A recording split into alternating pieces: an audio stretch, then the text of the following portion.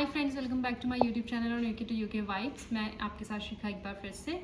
हमने last time बात करी थी reading OET reading part A के बारे में कि उसमें कितना टाइम हमें लगेगा, किस टाइप के उसमें क्वेश्चंस आएंगे, कितने क्वेश्चंस आएंगे। और जो हमारी आज की वीडियो है वो है OET reading part B and C के बारे में। जो OET part B and C है, इसमें टोटल हमारे पास 45 मिनट्स होते हैं दोनों पार्ट्स के लिए। और जो हमारा पार्ट बी है उसमें टोटल हमारे आते हैं 6 क्वेश्चंस, और जो पार्ट सी है उसमें टोटल आते हैं हमारे 16 क्वेश्चंस, यानी कि 8 क्वेश्चंस ईच एक्सट्रैक्ट के। तो हमारे पास जो पार्ट बी है, अगर हम पार्ट बी की फुली बात करें तो पार्ट बी में हमारे पास जो क्वेश्चंस आते हैं वो होते हैं टोटली हमारे वर्क प्लेस से रिलेटेड। जैसे कि हो सकता है कि हमारे पास कोई मेल आए कि इस मेल में जो है आपको पता करना है कि इस मेल में ये मेल किस चीज़ के बारे में है, इस मेल में हमें क्या चीज़ बताई गई है।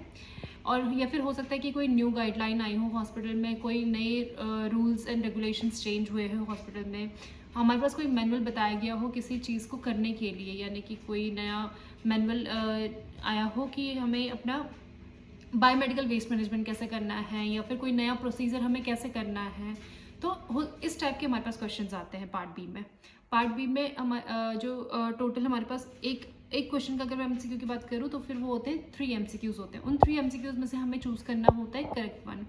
ठीक है, तो अगर हम बात करें इसकी टिप्स की तो मैं आपको यही बोलूँगी कि पार्ट बी में हमें बहुत ही केयरफुली रीड करना है पूरे एक्सट्रैक्ट को। ठीक है, हमें अपना पूरा एक्सट्रैक्ट पढ़ने से पहले हमें जो है अपना क्वेश्चन पढ़ना पड़ेगा। ठीक है, अपना क्वेश्चन पढ़िए कि आपके क्वेश्चन में क्या चीज़ मांगी गई है, उसके बाद आप अपना टेक्स्ट पढ़ना। ठीक है, क्योंकि ऐसे में क्या होगा, आपने अगर एक बार क्वेश्चन पढ़ लिया तो आपको समझ में आएगा कि हाँ मुझे ढूंढना क्या है उस टेक्स्ट में। ठीक है, वरना तो आप पूरा टेक्स्ट पढ़ते रह जाओगे और फिर आप चीज़ों को भूल जाओगे कि मुझे करना क्या है।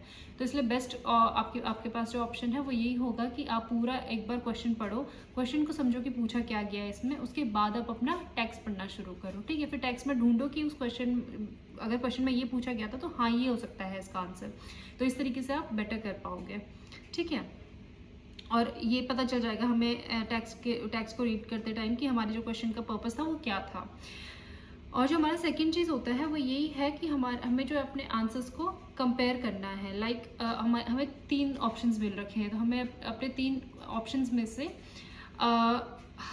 जब भी हम अपना रीड कर रहे हैं तो हमें कंपेयर करना है कि हमारा जो ये ऑप्शन है ये इस क्वेश्चन से या फिर उस लाइन से कंपेयर हो रहा है कि नहीं हो रहा है। क्योंकि कई बार क्या होता है कि हम आधा पढ़ते हैं और हमें लगता है कि हाँ ये करेक्ट है, लेकिन ऐसा नहीं होता है। क्योंकि आगे जो है उन्होंने कई बार ग्रामर को ही वो लोग ट्विस्ट कर देते हैं, कि शुड को कुड कर देंगे या फिर किसी भी चीज़ का ट्विस्ट मार देंगे। ठीक है, तो आप अपने जो ऑप्शंस है उनको भी केयरफुली रीड कीजिए और अपने जो एक्सट्रैक्ट है उसे कंपेयर करना आप, और अपने मीनिंग्स पे फोकस करना है। जो भी ऑप्शन का मीनिंग है उस पर फोकस करना है कि जो हमें मेल है या फिर जो हमें मैनुअल बताया गया है उसका मीनिंग क्या है, उस सेंटेंस का मीनिंग क्या है और हमारे क्वेश्चन का मीनिंग क्या है। तो उस अकॉर्डिंग आप अपने आंसर्स को ढूंढ पाओगे अच्छे से।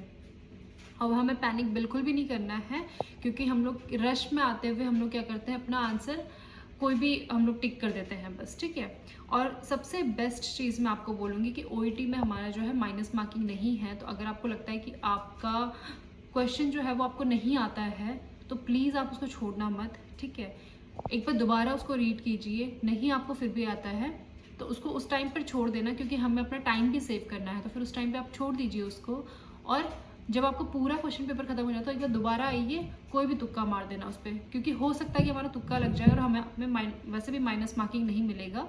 तो इसमें कोई मुझे नहीं लगता कि इसमें कुछ गलत भी होगा। ठीक है, तो बेस्ट चीज़ ये है कि please don't leave any questions.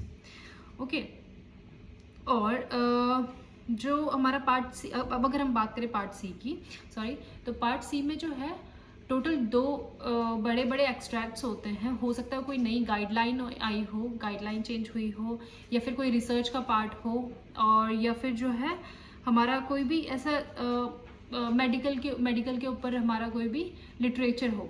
तो उसमें से कुछ पार्ट्स आए होते हैं हमारे पास, जिसमें टोटल 8 क्वेश्चंस होते हैं। और आपको इतने केयरफुली पढ़ना है उसको कि हमारे पास सबसे बेस्ट चीज़ क्या होती है कि हमारे पास जो भी क्वेश्चंस होते हैं वो ईच क्वेश्चंस के ईच अलग अलग एक्सट्रैक्ट में होते हैं। ठीक है, यानी कि अगर आपका फर्स्ट क्वेश्चन है तो फिर हो सकता है कि वो आपके फर्स्ट पैराग्राफ में ही उसका आंसर हो, तो आपको पूरा टेक्स्ट पढ़ने की ज़रूरत नहीं है, वो आपको सिर्फ उसके लिए फर्स्ट पैराग्राफ पढ़ने की ज़रूरत है। अगर आप फर्स्ट पैराग्राफ पढ़ लोगे तो फिर आपको उसका आंसर मिल जाएगा। और प्लस साथ में उसको आप प्रैक्टिस कीजिए आप समराइज़ कर सको उस चीज़ को, यानी कि जो आपने पढ़ा है उस चीज़ को आप देखो कि इसका शॉर्ट क्या हो सकता है, क्योंकि मेनली सी पार्ट में वो लोग हमसे मांगते हैं कि हम लोग दूसरों के आइडियाज़ को समझ पाएँ, हम लोग दूसरे क्या सोच रहे हैं उस चीज़ को समझ पाएँ, ठीक है। तो हमारे पास ये क्वेश्चन होता है कि आप ये बताइए कि आपने ये टेक्स्ट पढ़ा है तो इसमें राइटर क्या बोलना चाहता है, इसमें राइटर जो है अपने क्या आइडियाज़ रखना चाहता है। और कई क्वेश्चंस ऐसे भी होते हैं जिसमें वो लोग ये बोलते हैं कि इसमें इट का मतलब क्या है, दे का मतलब क्या है। सो हमें हमेशा जो है अपनी कॉम्प्रहेंसिव ग्रामर भी अपनी स्ट्रॉन्ग करनी है, ठीक है। और प्लस साथ ही साथ हमें जो है अपना रीडिंग टाइम भी इंक्रीज़ करना है, कोशिश करना है कि आप मैक्सिमम रीडिंग कर पाएँ, ठीक है। और मैक्सिमम आप अपने रीडिंग को जो है टाइम दे पाएँ, क्योंकि क्योंकि क्या होता है कि हमारा जो पूरा रीडिंग का पार्ट है वो पूरा 1 घंटे का चला जाता है। हम लोग अपना पार्ट ए देते हैं, पहले पार्ट बी देते हैं, फिर पार्ट सी में इतना लंबा एक्सट्रैक्ट देके शायद हो सकता है कि हम लोग बहुत टायर्ड हो जाए। तो इसका बेस्ट एक्सरसाइज यही होगा कि आप जो है अपना डेली प्रैक्टिस करो आप रीडिंग करने की। आप या तो आप पार्ट सी को ही पढ़ सकते हो डेली, या फिर आप अपना कोई नया नॉवल ले लो मेडिकल से रिलेटेड, कोई मेडिकल का लिटरेचर ले लो जिसको आप डेली पढ़ सको, और बिना डिस्ट्रैक्शन के आप उसको पढ़ने की कोशिश करो। हो सकता है स्टार्टिंग में आपको बहुत बोरिंग लगे, लेकिन अगर आप उसको डेली पढ़ोगे तो आपको जो है आपका ओईटी का प्रैक्टिस हो जाएगा। उस टाइम आप फिर अपने आप को टायर्ड फील नहीं करोगे, ठीक है। और हमें बिल्कुल भी इस चीज़ पे ध्यान नहीं देना है कि मैं थक गई हूँ या फिर मुझे नींद आ रही है, ऐसा है, हमें इस चीज़ पे बिल्कुल भी ध्यान नहीं देना है, क्योंकि रीडिंग बोरिंग हो सकता है किसी किसी के लिए, लेकिन एट द एंड हमें अपना एग्ज़ाम पास करना है, हमें उस चीज़ पे ध्यान देना है, ठीक है। और बिल्कुल भी अपने आप को पैनिक नहीं करना है, बहुत ही केयरफुली रीड करना है जो भी हम पढ़ रहे हैं।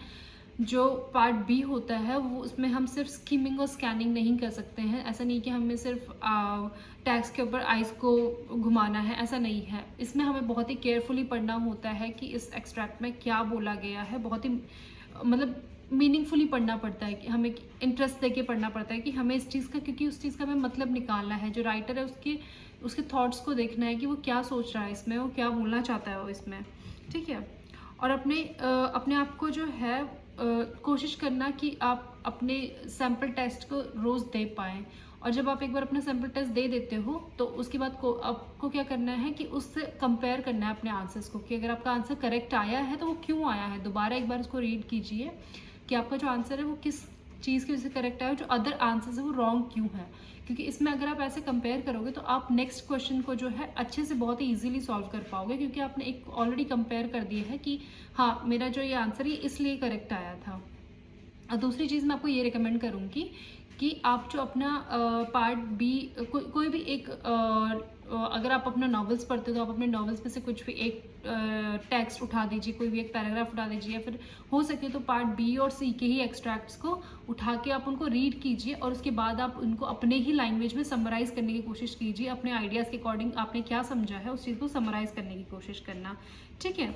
और अपने कॉम्प्लेक्स ग्रामर पे कमांड कीजिए, ठीक है। जैसे कि हम लोग अगर बात करें कि हम लोगों को सेंटेंस, जो कॉम्प्लेक्स सेंटेंस है वो कैसे वर्कआउट करते हैं, कैसे उनका मीनिंग्स निकालना होता है, ठीक है। अपने सब कोऑर्डिनेट कंजक्शंस पे आप फोकस कीजिए कि हम उनको कैसे यूज़ कर सकते हैं। अपने क्लॉज पे, अपने नाउन फ्रेजेस पे आप उन पे फोकस कीजिए कि वो कैसे कैसे यूज़ करे जाते हैं, क्योंकि अगर आप इन पे फोकस करोगे तो आप इजीली अपना कोई भी टेक्स्ट का मतलब निकाल पाओगे, ठीक है।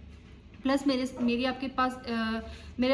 आपसे एक ही एडवाइस करूँगी कि आप जो है मैक्सिमम टू मैक्सिमम अपने डिक्शनरी में आप मैक्सिमम वोकैबलरीज़ का यूज़ कीजिए, और मैक्सिमम वोकैबलरीज़ अपने डिक्शनरी में रखिए। क्योंकि क्या होगा कि जब आप अपने न्यू वोकैबलरी देखोगे अपने टेक्स्ट में तो फिर आप वैसे ही कंफ्यूज हो जाओगे कि इसका मतलब क्या होगा, और आप जो है उसका मतलब कुछ भी क्योंकि पार्ट सी में क्या होता है, हमारा कोई भी एक पर्टिकुलर वर्ड होता है जो उन्होंने हर टेक्स्ट में दिया होता है, तो हमें लगता है कि शायद इसका मतलब यही है, तो ऐसा नहीं होता। लेकिन तो इसीलिए अगर आप अपने वोकैबलरी अगर आपकी स्ट्रांग होगी तो उसकी वजह से क्या होगा कि आप जो है इजीली उसका आंसर निकाल पाओगे। ठीक है, तो कोशिश करना कि आप मैक्सिमम न्यू वोकेबलरीज को रीड आउट करें, और सिर्फ सिंपली रीड नहीं करना है किसी भी एक्सट्रैक्ट को, अपना फोकस देके ही रीड करना है पार्ट सी में। ये स्पेशल एडवाइस है मेरी आपके लिए। और कुछ ऐसे रिकमेंडेशंस मैं आपको दूंगी जो आप अपने रीडिंग टाइम के लिए यूज़ कर सकते हो। जैसे कि एक है नर्सिंग टाइम्स, जिसको आप यूज़ कर सकते हो पढ़ने के लिए, रीड आउट करने के लिए जब भी आप अपना प्रैक्टिस करते हो। प्लस एक ब्रिटिश मेडिकल टाइम्स है, वो भी आप यूज़ कर सकते हो। और साथ ही साथ एक और है मेडिकल न्यूज़ टुडे, उसमें भी आप अपना डेली का रीड कर सकते हो। मेडिकल न्यूज़ उसमें आती हैं तो आप उसको पढ़ सकते हो। इन रेफरेंस को पढ़ के शायद आप अपना रीडिंग का जो प्रैक्टिस है वो स्ट्रॉन्ग कर सकते हो, क्योंकि इसकी वजह से क्या होगा कि आप अपने रीडिंग का स्टेमिना बढ़ा दोगे। ठीक है, सो आज के लिए इतना ही है। अगर आपको कुछ और आपको जानना है रीडिंग पार्ट बी और सी के बारे में, तो फिर आप मुझे कमेंट करना। Thank you so much. Please like, share and subscribe my video. Bye bye, have a good time.